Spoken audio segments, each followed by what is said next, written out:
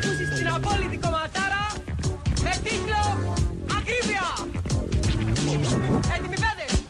3, 2, 1 και... Ρωτάω πόσο κάνει ένα μανιτάρι και μου απαντούν λες και ζήτησα χαβιάρι. Πού να πάρει? Μετά εδραποδί για ένα ακτινί. Πας και αγορά ολόκληρο κρατή. Κρατή. Η ακρίβεια εδώ πέρα βγαίνει παγανιά. Για να τα φέρεις βόλτα αρχίζεις η πιανιά.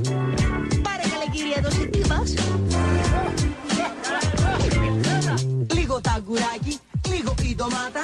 Θες μια περιουσία για να φας μια σαλάτα. Σαν άκουσα τιμή για ένα μικρό μαρού, νόμιζα πως είπαν αριθμό στα κουτουρού. Πρώτος να έχεις έρθει σε τηλεπαιχνίδι, πας στην αγορά και παίρνεις ένα δίδυ. Εγώ δεν την ανέ, αυτή την εσχροκέ. Τι θα πει δεν ξέ, ανοίγω εγκυκλοπέ. Γι' αυτό λοιπόν αν θέλω να πάω μια φραντζόλα, θα κάτσω να στηθώ σε πλήκτρα και κονσόλα.